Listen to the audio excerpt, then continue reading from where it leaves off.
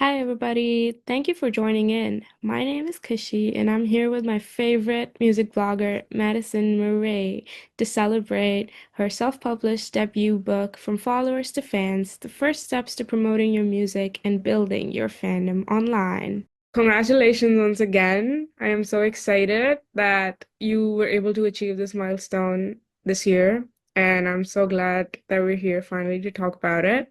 So, first question was like, you've always, been pretty good at covering all your content in social media, Instagram carousels, and obviously the blogs you post on the Honey Pop. So, what made you write a book? What made you change the format? Thank you. So I wanted to make something that artists could really sit with on a deeper level. And I feel like I even do this, but if you see like a carousel or something, you're like, oh, that's really great information. Let me save that. And then it just goes into this giant void of your saved posts or your bookmarks or all that. So I feel like getting to do a long form kind of made it easier, more tangible in like a literal sense, and also being able to like sit with it for longer and really absorb it. And then I also wanted to do the interactive element of the worksheets so people could really take what they learned in the book and apply it right away to get their goals going and get closer to their dreams. The worksheets are actually my favorite part of the book. They're so like, Yeah. they're one of those like those interactive books which you can, like you said, you can sit with it and actually, make it a part of your strategy, your routine, your self-introspection, just actually get into it. And I love how you have links in the book and then they're also listed on your website, which is like one way to actually, just connect your platforms and then just because even when I was like reading it on my Kindle, I wanted to check out your website. And then I just went down this rabbit hole where I was just, discovering all your content. And I'm like, that is so smart. I love how you did that. Thank you so much. I feel like having a website is such a big thing, and everyone's like, "Oh, get a website, get a website," and it's so like obvious that you don't do it until it's like, "Oh yeah, I should have done that ages ago." Yeah. And I love how So like the font of the book is the same as your website. So you're when I can imagine when an artist is reading your book, they can really tell that you know what you're talking about because you've applied it to your own career as well, even though you're a blogger. So mm, awesome. Great work right there. thank you. I feel like that was one of my favorite parts of doing the website of like all hmm the little touches of, oh, I want this, I want this color, I want all that. So I It's, appreciate you noticing that. yes, it's so pink. I love it.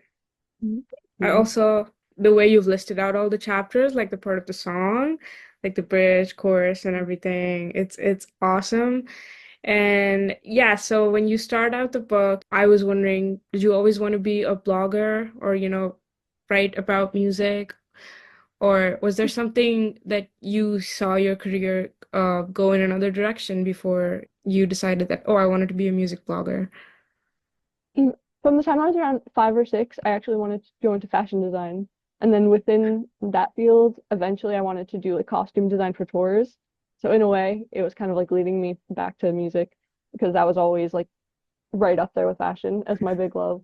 Like my sketchbooks in high school were like Taylor Swift costume ideas, Ariana Grande costume ideas, and then like some random thing. And then I also did costume crew on my high school musicals. And then that's actually where I met Mark Amber, who's an artist now and doing his own cool things. So that's a cool connection.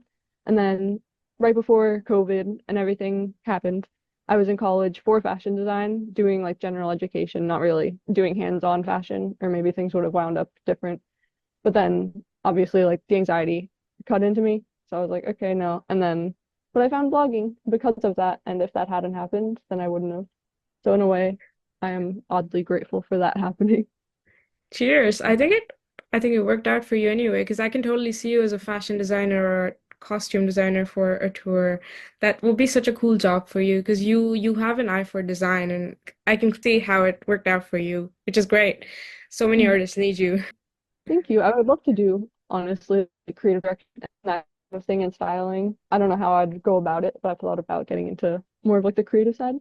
So I think hmm that'd be cool to do eventually. That is so important, just making art, tangible like that, transferring it into all parts of your life. It's very cool. Oh, Thank you.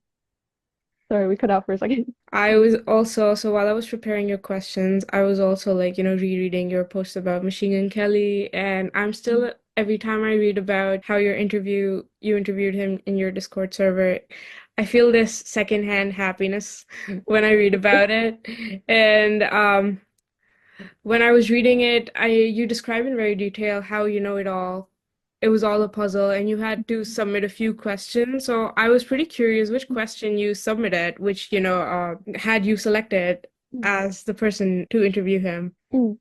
So I actually got to like choose my own questions, thankfully, because I was so like paranoid. So I was working on them until like the last second possible. So I wanted, because I'm such a perfectionist, so I was like, okay, I'm a perfectionist and this is like one of my favorite humans. It has to be a really good question.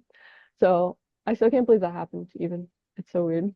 But I wanted to ask about the creative process behind Hotel Diablo versus Binge, because as we know, and as ESC knows, there's kind of like this, let's call it like a cloud and like a tough situation that kind of preceded those two albums.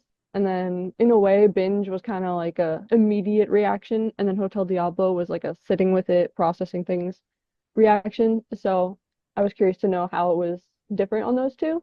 So it seemed like Hotel Diablo he felt was much more intentional, and he called it his proudest piece of hip hop work, where he really started finding his voice, which was really cool to hear because it's such like an impactful album in my own experiences that I kind of talk about in the book and just in general for EST with that. Hmm. And then my second question was about how it impacted his life and how he's kind of seen it take on its own life with EST. Because if you ask anyone, there's a very good chance that their favorite album is Hotel Diablo.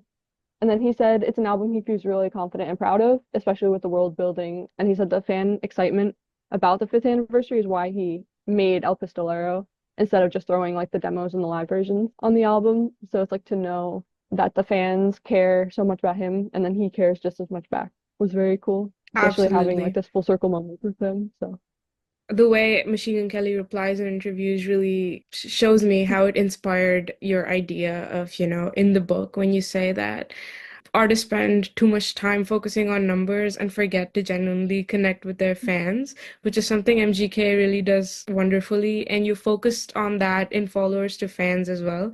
And I really love all the ideas that you have, and I'm sure you have more, but I think one of my most favorite ones was so there's this like feature on Spotify where it shows you if you like this artist, you might like the suggested artists. And I yeah. really like the idea of when you say have some of your fans make a playlist with your songs and a few other songs they find it similar, which would help have your song more visibility on their Spotify. So I think you've got some pretty great ideas over there in the book, which artists can really use, which again brings back to the fact that we need to focus on genuine connection instead of, just sticking to numbers and the number of likes on we get on our content. So I think that was one of my favorite parts in the book. As someone who's like experimented with social media as well, I think there are a lot of basic things you mentioned in the book, like having the similar usernames and then just connecting with your fans on a deeper level. So, what do you think are some of the most common mistakes artists make when it comes to like handling social medias? And I'm talking about artists that are just starting out and not like big artists who already have someone else taking care of their social media. Mm. I think like you kind of touched on, there's such a chasing numbers mentality in a lot of ways. And I feel like one of the phrases from the book that I'm most proud of, like literally when I wrote it, I was like, that's so good. I love it. Is that your social media pages should never feel like a billboard. So it's you can't just paste like, oh, my song's out now, stream it here, go do this, go do that, because you're just talking at them at that point. And I feel like especially when you're starting out, you really need to talk to them and make them feel seen. Because at any given moment, they could just scroll down and then your post is gone and they can just forget about it, go about their day. And one of the biggest mistakes that I've seen people do is to not fully appreciate that early support. So, like not replying back to a comment or like even liking it, where it's someone took the time out of their day to like comment on your work, boost your post in the algorithm in the moment, even if that's like your number focus, that is helping your numbers. So then I feel like the least you can do at some point is just like comment and then post even when you don't have a single out and just be like, hey, I appreciate the support, this is what I'm up to, I'm working on new music, all of that, and not really treat it as just a poster for your work. And I feel like there's also kind of this attitude in not even just with musicians but just in general of, oh, I don't want to make content, I want to do what I love, I want to make the art, focus on that. It's like that's so valid, but literally every industry right now is kind of dealing with that. Like for me, it's if I write an article and I don't post about it, it won't get views unless you count like Google views. But to be able to push it properly, you need to make content, which also means, like making cool graphics, making sure you have like photos you can use in those, taking your own photos, writing a caption, and all these things. So it's like everyone to some extent is dealing with that. And there are so many artists who don't want to do that, which is valid, but there's also so many artists who do that and will take it and run and do so much. And I feel like with social media giving us a free platform for that, we have to take advantage of that unless you want to be paying for it later or paying for ads or all that. But I think you really have to take advantage of it in the ways you can. And that also ties into building the community, where it's like this is a free way to build a community. You can reach people everywhere in the world for free. So I feel like you have to, and we're very lucky to be able to have that tool. It's just like a prerequisite. Like there's no way around social Mm. media, right? You have to do it. Yeah. It's just something And you have to learn. So many people are learning it, and you just have to do it. Like you said, artists are like, oh, I just want to create the art. I don't want to do this. But then you got to change with the times, you have to adapt. You got to push yourself. You got to get ahead with the others. As an aspiring music blogger, I do feel like, I just want to write and let someone else do the promotion, but that's not how it's going to work. yeah, So, it gets a lot, but at the end of the day, it's like we all kind of have to do it. So it's like the yeah. block of being like, okay, I don't want to, versus, okay, let's do it in a way, and also finding a way that you feel comfortable doing it in a way. Hmm. So for me, that was like making cute content, showing off my merch and that kind of thing. So I'm not like all technical, like, oh, here's just a press photo slapped onto my page, and then here, go read my article. It's like, oh, hey, I really like this thing, and I think you should too. So that Hmm. kind of angle and finding my own voice with it, I feel like really helped. And with artists, I see so many complaints like, I don't want to do a TikTok dance. I don't want to lip sync to my songs. And it's like, you don't have to. You can find fun ways to do it. And I feel like that's kind of what I also wanted to emphasize in the book, where it's like, you don't have to show up one way. Just because one thing worked for someone else doesn't mean that you have to do that. And it's also like finding the balance of like what has worked historically, because it works for a reason, obviously, unfortunately. But if you find your own way to do it, then it's not going to be seen as like this big hurdle for you, and you can kind of get more efficient with it. Yeah, absolutely. There's like so many platforms now, so many ways artists are promoting their content. It's just internet is not bad. You just have to find your Yeah. own corner of it. That's it. If you don't like it, I think it's because you haven't found your corner or your way of posting content, something that you would like. It's all like it's just hit and try. Like you have to just find your own way to do things. But Mm. then again, it still, I think, affects us still in an age where, becoming less connected now, even though we're very much connected more than we ever were. So, as you post really consistently, I know in the last time we spoke to each other, you talked about how you always planned the tools that you use to, plan your social media posts. But I think you are also human, unless Mm. you're a superhuman. I'm sure Unless you I'm not. experience creative block as well, and sometimes, you have to deal with low engagement. So how do you keep going in that case? How do you change your strategies? What are the digital tools or stats that you focus on to make sure that next time the engagement is better? Or how do you like deal with creative block and just keep coming with these amazing ideas? I loved this question so much when I looked at like the preview, because I feel like this is something we all kind of face, and it's so easy to be like, this person has such cool content, like they're doing amazing, and then you look at the likes and it like doesn't match up, and that happens to me a lot. And it's like it happens. It's the algorithm is weird. We don't know what's going on ever. But I'm such a perfectionist, so I've been thinking about this a lot lately. And low engagement is just so prevalent now. It's like even if you follow like social media marketing people, they're like, what's going on with engagement lately? If you go on threads, they're like, what's up with Instagram lately? Like it's just such a mess at times. And I feel like part of it is that algorithms are shaping things so much at the moment that it's like people won't like something or comment because they don't want their entire feed to be that thing. Like if you like one MGK reel, for example, like your entire feed will be MGK for like the next 3 days, which can be good. But I feel like it's kind of discouraged people from more visibly interacting. So they might like save something instead, or just send it to a friend, send it to themselves, that kind of thing. So I feel like focusing on the main numbers isn't always what's working. Because even if you get like 10 likes, if it's not the right person finding it, then it's like whatever at the same time. Like, for example, if you post about a new song and then you get like 50 likes and only five of those people go and listen to it, then it's like, okay, that 50 doesn't necessarily translate. And then for me, if I'm posting like artist tips and then half the likes are just like my blogger friends, it's not necessarily hitting the same audiences, which is like obviously like appreciate all engagement is great. But in a way, it's like the numbers are so weird and you don't know like what's happening at any given moment. Like the post with the lowest numbers can be making the most impact, I guess is what I mean. Where it's like the impact is so different across every post and you don't know who it's gonna reach. And then for the consistency and trying to push through it, it's so obvious, but the answer is just keep doing it, which is so much easier said than done. But like for example, I posted twice a day for my Content Miss series. So for 12 days of December, I post an artist tip every day. And that's so much prep ahead of time and then like making templates, making the videos, that kind of thing. And then I wanted to space them out with different content in between. And some of that time I was only doing that like the day of because I was just like, I don't know what to post. But it's like I had to post. So in a way, it helped me be less of a perfectionist with it. Because like I had to post something out. I had to do this, do that. So it's like that urgency kind of really helped. And I'm actually probably going to do a post about that.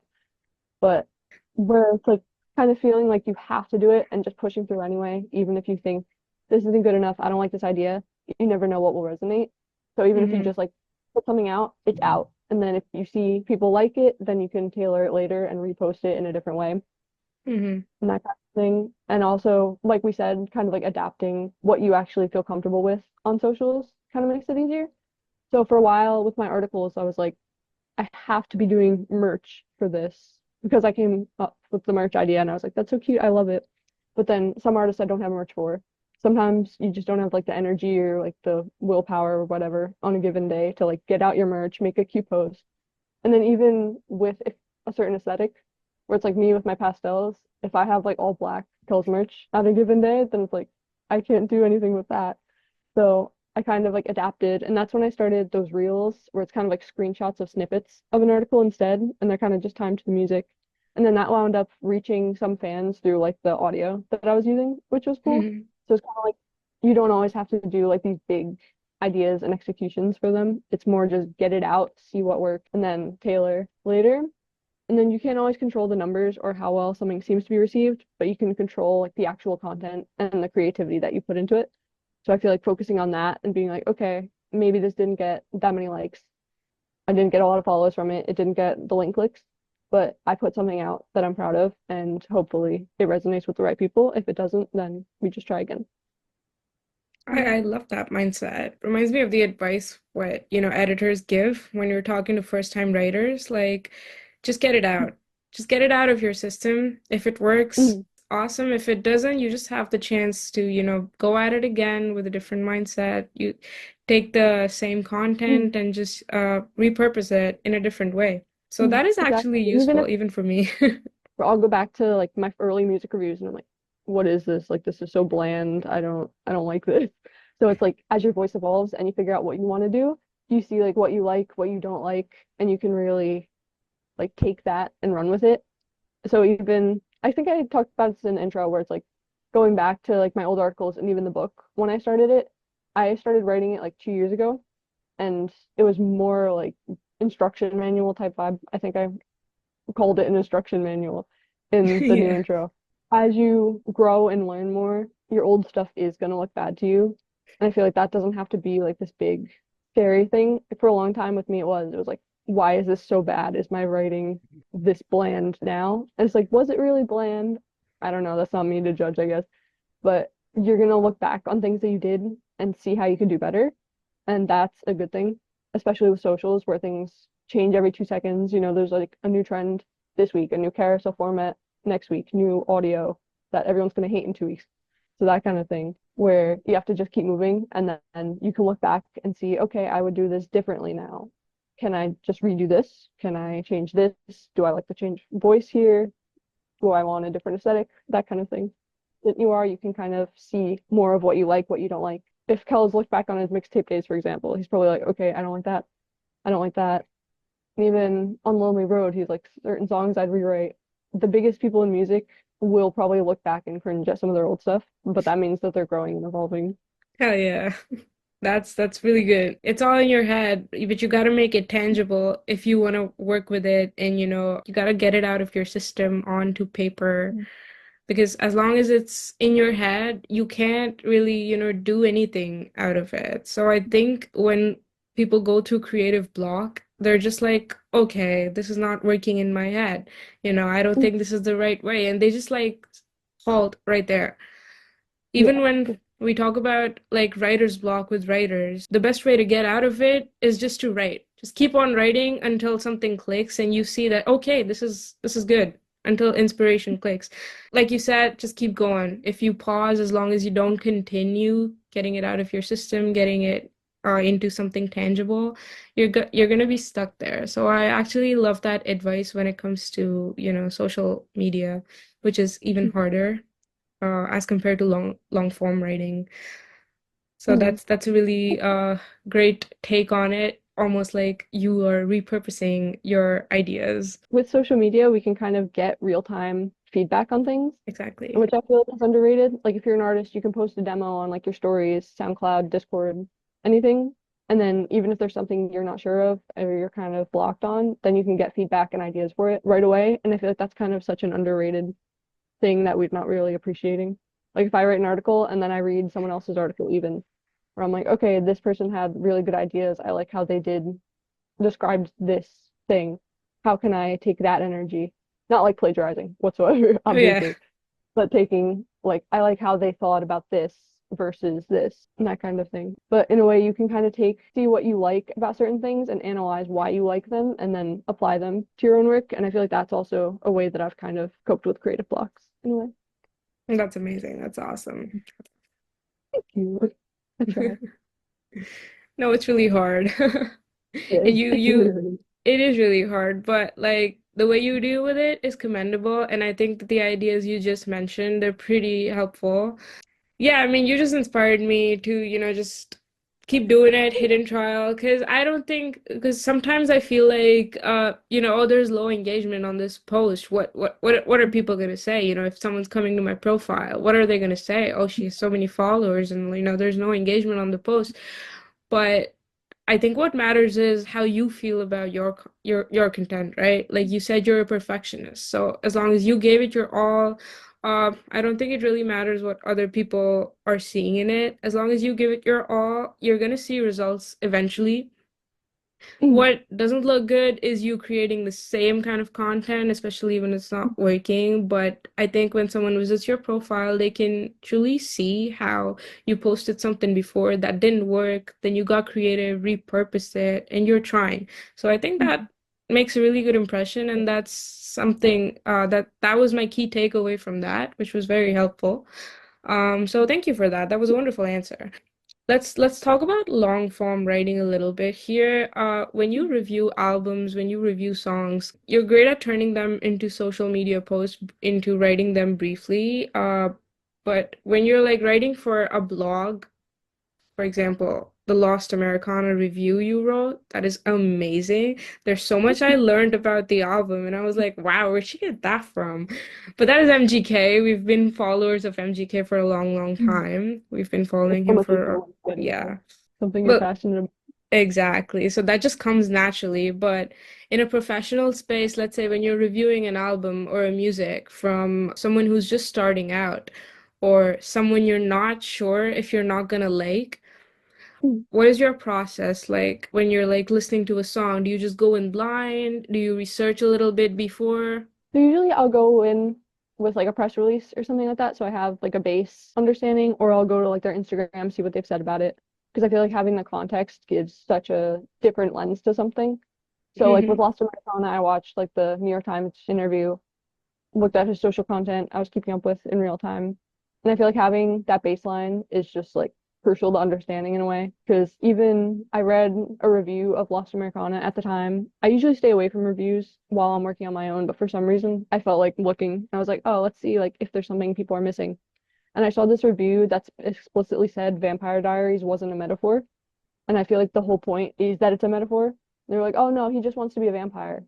But if you listen to like what he said, And what he said, even just on the album, which confused me even more, where it was so clear to me that it was like a metaphor for like mental health rehab on like a literal sense, where if you were listening to the album, then that feels clear even without that background. So I kind of like purposely want to make sure I'm understanding where the artist is coming from with something. And then I kind of throw my own ideas on top of it, where on a first listen, I'll note down like some interesting things because I feel like you can't capture a first listen ever. So even Lost Americana, I was like first listen taking notes, second listen taking notes, third listen taking notes. So I feel like having that baseline of this is my immediate impression and then sitting with the ideas that you have for it is really helpful. And then I kind of just expand into like those themes. Like for example, with my Taylor Swift Torture Poets department, I had something like 11 or 12 Google Docs pages of notes by the end of research and like thinking about it, which was very hard to condense into something like 7,000 words. I don't even remember. But I feel like sitting with something is so important in the moment and getting an idea of like why would the artist say this? Why would they come at it from this angle? So I try to do my best with that. And it is kind of harder at times with like smaller artists because they don't always have the interviews for that. But then I turn to social and all that. Hmm. And that's also why it's so important to have good content on your social media as an artist. Because if I go to your Instagram and I get nothing out of it, then it makes my job harder. And it makes, if you're working with a publicist, I'm sure it makes their job harder. So you really want to be able to show who you are in a way because it does really factor into all these different things. And then I feel like if I don't know anything about an artist, then I can't always like capture what makes them so special. So if I get like a press release and it's like, hey, I released this song, can you write about it? It's like I don't know what to do with that, even if I do like it. So I feel like the storytelling is something I try to do because Hmm. at the end of the day, you don't always just follow an artist, you follow their story. So I try to really tap into that with everything I do. That's awesome. When you do that, like for example, when I review books, I focus on, the plot, the characters, and the setting and the language. When you review like a song or an album, are there any elements that you divide your ideas into? Something like Mhm. that? I feel like I'm Yeah. such a big lyric girl being like a Taylor Swift fan. Like I was reading her lyric book lists like as soon as I got the albums when I was little. So I feel like lyrics are a big one and the storytelling that kind of goes hand in hand. And then also how like the production complements those lyrics. Like for an example, I'm trying to think of like a MGK has a lot of those. yeah, I was trying When to the think of production exactly. complements the lyrics, I think. Mhm. Yeah, like even like Glass House, for example, where it's like Naomi kind of has this like dreamy voice, and then her instrumental is different when she sings versus I think when he starts, like the beat kind of kicks in because it's like this dreamy, like oh I'm all alone, and then you get into like the details of it of like Hmm. oh, like my friends have passed, I'm dealing with all these things, and then like the beat kicks in. Like that's an example, I'd say. So thank you for that where the production kind of goes hand in hand with it in a way and like complements that story and really builds out the world around it. So I think those are two things I kind of focus on. Production And and then, lyrics. yeah. So I think adding on to that with like a song versus an album, where a song can be like a certain moment in time, but with albums, I try to look at like the full arc. Like as we were talking about with Vampire Diaries, with that being like such a callback to like the rehab references later in the album, like I think it's really important to see like, okay, how do these songs speak to each other? How is there like an arc that goes through it? Hmm. And I feel like that's also something that artists do intend for a lot. Like, for example, with Michael's Q&A that I still can't believe happened, he specifically said he was proud of Hotel Diablo because of how it's structured like a good read. That was like his exact wording, where there's a story arc, there's like the protagonist, you see like the challenges and like the enemies in a way, and then you see like the growth. And then in like my Mark Amber Q&A that I did, I specifically noticed how there's like a lyric at the end of the album called You'll Always Have My Heart, or not called You'll Always Have My Heart, oh my gosh. But it's the lyric You'll Always Have My Heart. And it was originally directed to like an ex or like a partner at the time. And then it kind of becomes like talking to fans instead at that point, because at that point he's like chasing his dreams and really like going beyond and seeing what else life has to offer. So I feel like trying to see like why did they put the track list this way? Why do these two songs have this one parallel? Why is Hmm. the production kind of changing on this one song? Then seeing like what the intention was behind it. Because I feel like it's so easy to be like, oh yeah, like okay, you just did a bunch of sounds together. And it's like that kind of ignores like the intricacies and what artists do put into their work, especially when it is so personal. So I feel like you have to really sit with it and think okay, why did they do this thing? And even if there's something like you don't like, I feel like that's when it's especially important to like sit with it. Like for example, I was reviewing Post Malone's 12 Karat Toothache, and there's a song Insane on that song on that Mm-hmm. album that I just did not understand whatsoever. Because there's like all these deeper songs, and then this one just has like such surface level feeling lyrics at first, and it's kind of just like a party anthem. And at first I was like, okay, it's just like a party anthem. Okay, like he had to throw that in or something because that's just how he's known for, which isn't a bad thing whatsoever. But then I sat with it. I was like, why is he putting kind of like party anthem in the middle of like this really like deep, complex album where he's talking about like alcoholism, the detriments of fame, all these things, and then Mm-hmm. he's like fame on this one song. And I kind of felt like it was a parody after time. And then I wound up writing like a whole other piece just on that one song that I didn't really Wow. like in first listen. So I feel like when you really like sit with something, especially nowadays, where it's like you can see a song or a snippet of a song, and then 2 seconds later you could just scroll down and see someone hating on it and being like, "Oh, this is actually terrible, and this is why." And you're like, "Oh yeah, maybe it is terrible. Why am I just believing that because of Mm-hmm. what someone on Instagram said?" So I feel like the more you sit with something, the more you can really understand it and see what the artist was intending. And especially nowadays, like that's what you want to be doing as a writer and even as an artist. You want to get people to sit with it, and you really hope that people will sit with it. That is actually such a good marker of journalism. Sit with everything, question everything. Like the debate should never end. If you like something, why do you like it? What is the thing that you like about what you like? And if you don't like anything, why are people talking like that? You make a good point here to keep an open mind, sit with it, question everything. Which brings me to my next question. You touched upon it a bit here. When you don't like a song or when you don't like an album you've been commissioned to review, so how do you deal with it when you're actually writing it down? And sometimes as music bloggers, there are some genres we feel comfortable in and some genres we don't. Maybe it's all subjective. So maybe you've hit creative block and you can't find anything good to say or anything at all. So again, do you sit with it? Do you push through it? How do you deal with it?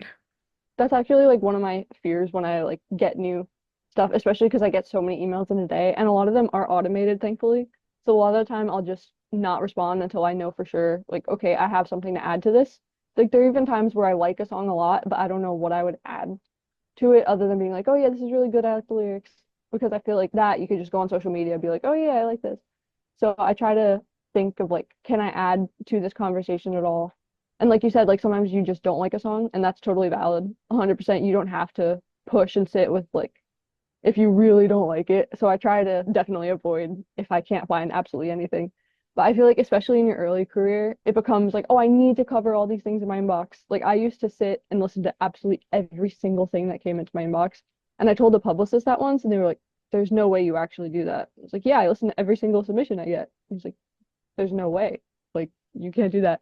And I feel like as you grow, it literally becomes impossible. Like there's not enough time. You get so many like automated emails, all this. So I feel like if you don't have something to add or something to really like celebrate about a song, like you can't put that on yourself. Because in the beginning, it's helpful to build connections and get your name out there, get more of a body of work. But then after a while, it's like, what are you doing it for? Because that's not benefiting you. And after a while, it does feel like they're just kind of using you for free press, unfortunately. So there has to be like a give and take. So I feel like I want to focus on the things that I do really like so I can add to it and help an artist in a more thorough way instead of just being like, okay, this person released a song, go listen to it. Kind of sit with it, like we said, where it's like I need to be able to sit with it and add something to the conversation. So there are times where it's like I know something is good and there's something I like about it, but I don't know like what specifically. So I try to sit with it again. Oh my gosh, there's one song I'm blanking. I'm blanking on what it was. I think it was like a Masma Dream World song where it's like this really like harsh instrumental thing. And I was like, I don't know what I like about this, but there's something there that I like. And another example in kind of like outside of work is Ethel Kane, I think it's pronounced. I saw a GIF set of one of her songs and it had like the lyrics. And I was like, okay, oh, I want to listen to this because these lyrics are really good. And then I listened to the song and it's kind of like a like slower rock alty thing that I don't necessarily listen to usually. But the lyrics were just so good that I had to listen to it. And now like House of Nebraska is one of my favorite songs maybe ever. So it's kind of like the more you sit with something, you can find things to like about it. But going back to kind of like the review idea, because I kind of got like so sidetracked, try to sit with a song and see what I do like about it.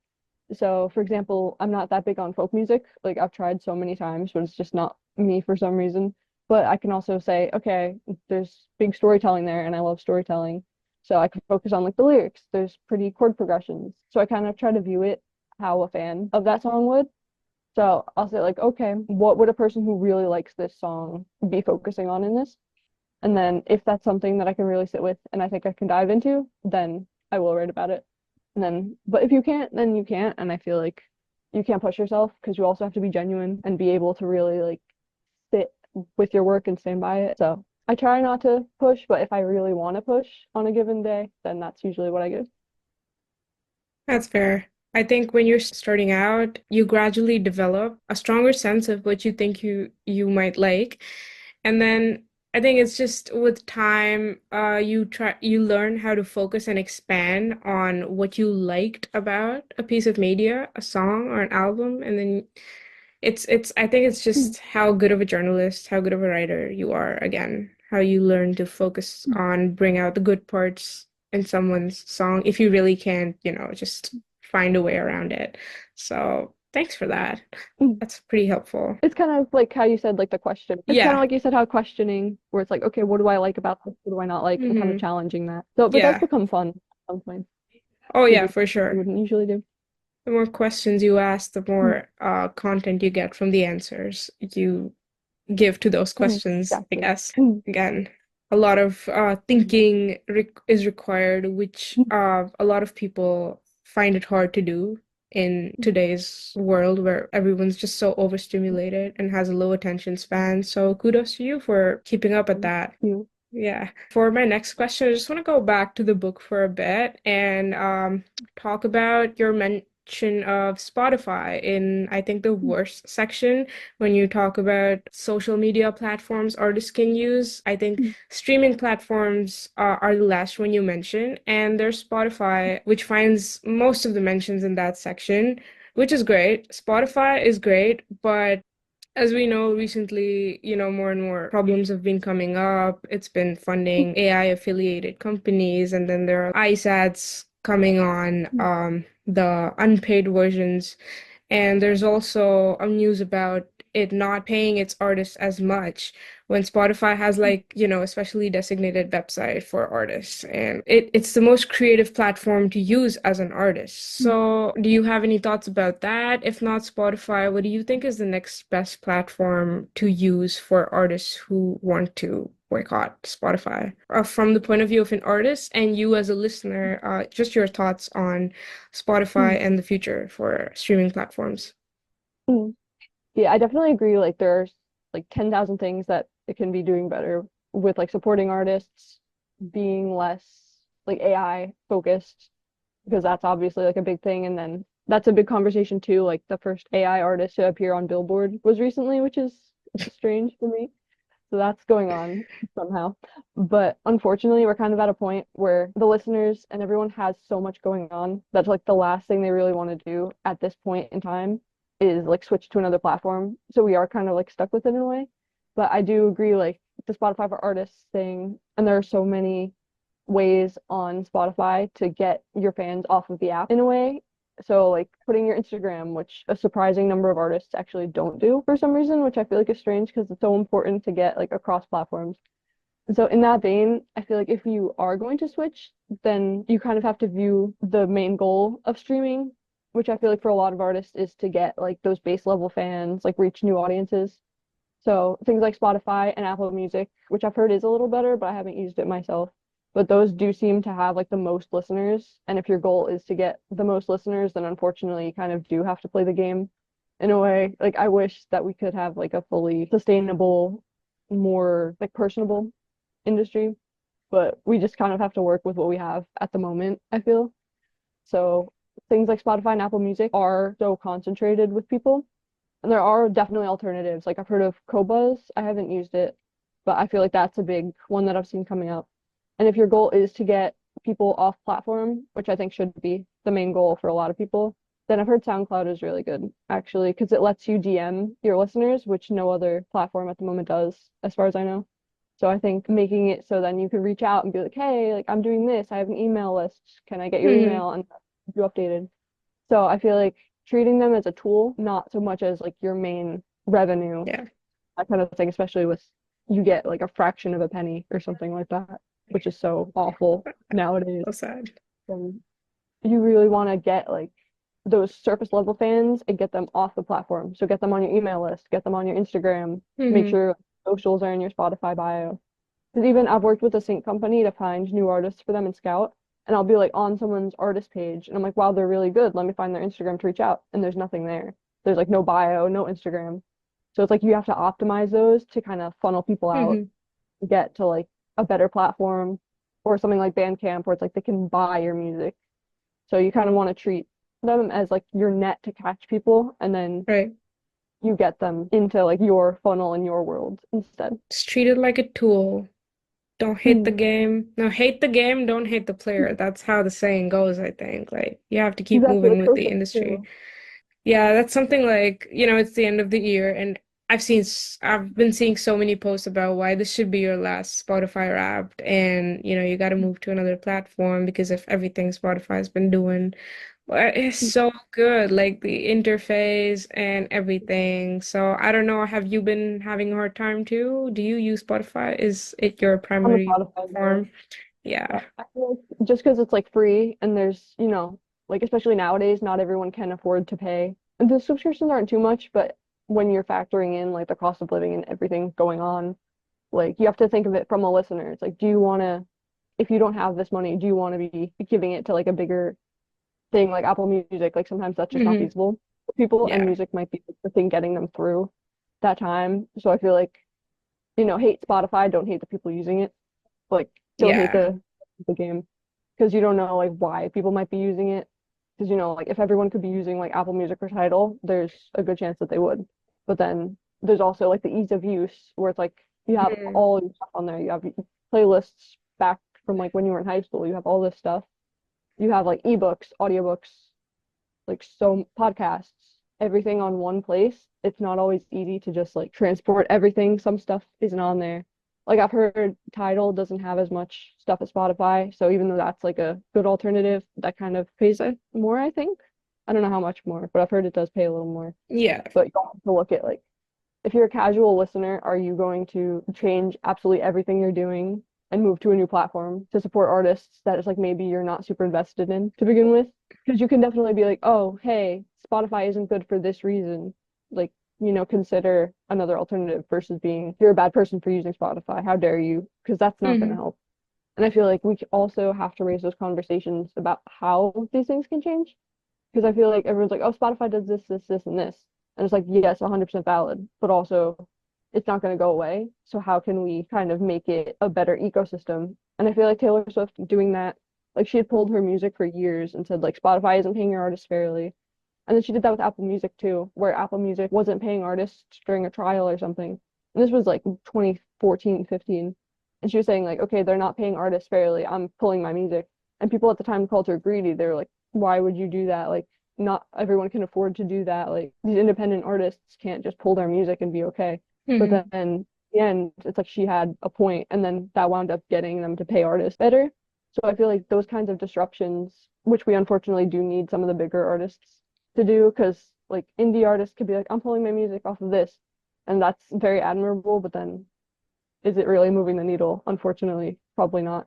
So then you have like the big players, I feel like have to be doing the big movements in that. You're right. Taylor Swift is always there in the conversation.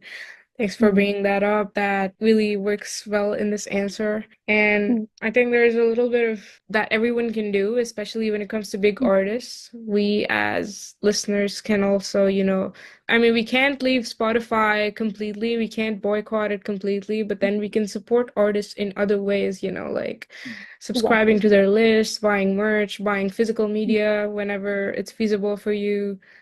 Mm. But yeah, I mean, I've been using Spotify for like I don't even know, like forever. And moving to a new city again has been hard. I've been trying to change everything so quickly, and I'm like, okay, maybe I should change Spotify too, but I'm like, that's not feasible at the moment, right? Yeah. Because I feel music like is there's so much sometimes all we more. have. Exactly. So Where it's like, that is, I think, a never-ending conversation. So is the use of AI in the industry, which is a con for another day. But yeah, this was wonderful speaking with you, Madison. Is there anything else you might want to add, which I may have forgotten to ask? Okay, So much. So first, I want to say thank you so much. You've been so supportive of my work through the years, of and like course. every single like, comment, DM, like it's so appreciated.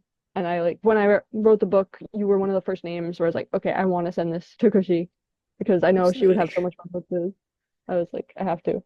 And then in general, like thank you to my followers, the artists who have supported me throughout my career, who have gotten to interview. I have to mention Machine Gun Kelly by name because he's mentioned me by name, and I can't believe that's a thing I get to say. Eee. I Yeah. know. And then for everyone who's checked out from followers to fans, thank you so much for you. I really hope it can make your dreams feel like they're more in reach and help you build a fandom for your music online. And artists in general, please stick with what you're doing. Just keep doing what you want to do. Try to expand in the ways that you feel comfortable and find what works for you. You heard And do her. That's perfect. Anything that you're working on right now? What's next? What are your goals for 2026? Do you want to pivot to somewhere else? I don't see you featuring your pretty face often in the reels. So any idea of, making maybe long-term videos for YouTube? Because video content is everywhere. So just curious to know what's next for Madison. I have definitely thought about like doing more like on camera stuff. Honestly, like AI just kind of freaks me out quite a bit. So I'm Oh like, yeah. but I feel like it's unfortunately just like I said, like it's not really going anywhere. So it's like, are you gonna let this fear stop you? Hmm. So I think I will probably kind of expand more next year. I want to start doing artist services, so like press releases, things like creative directing mood boards. Because Oh yeah. even if I like work with an artist, I can maybe like pull some ideas for them. Think like, okay, this is a cool like kind of styling, like we talked about earlier. If I say like this would be a cool direction for you, kind of give them an idea of that. Maybe like consulting calls or something, so I can work with artists more one-on-one and help them get more tangible results. I think that would be really fun to do. And then maybe I'll write some kind of book. I don't know, but I think that Oh would be cool. yes. Write I more. love I love the bloggers part in the book, which was really helpful, especially your list of, places you can pitch. So if you want to ask me, I think a book just like this one, focused especially on, bloggers starting out in the industry, that is something I would really love to see from you because you always have so much to say. You have so many resources, and you're so helpful. So yeah, I think that would be cool to do like a blogger focused book. yeah. Maybe I could do that. Mm. Like, also, much of my audience is fellow bloggers, and I'm like, oh, I'm sorry, I keep giving you like all this content that's not focused on you, but I think that could be fun. So maybe we'll see. I mean, that is useful for bloggers as well, because like they are the Mm, bridge between artists, right? So mm, you're directing it towards artists, but people who want to do that, who want to, work with mm, artists and everything, that's pretty useful too. And I feel like So that's yeah, also kind of something I have more experience with.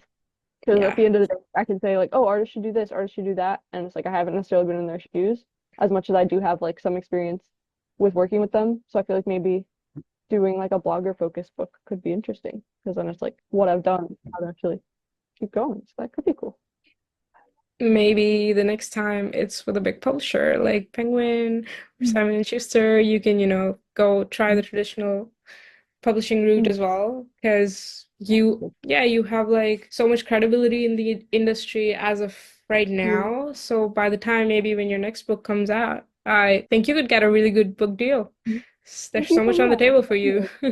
That made me so happy to hear. Thank you. Yeah. I would love to do like more things. So I'm always thinking like, oh, Oh what's yeah. this direction I can go in? What could I do this? What could I do that? And that's also another thing that kind of helps with creative block. It's like, oh, I could do this thing. I could do that thing. So it's good to like keep expanding and thinking about what's next. Awesome. Thank you so much for giving me the opportunity to have this Q&A. It's always so fun to talk to you. Thank you so much for doing this. I appreciate it. Yay. So let's wrap this up. Wish you and our listeners a Merry Christmas and Happy New Year. And onwards and Here, upwards. yes, onwards and upwards. Everyone.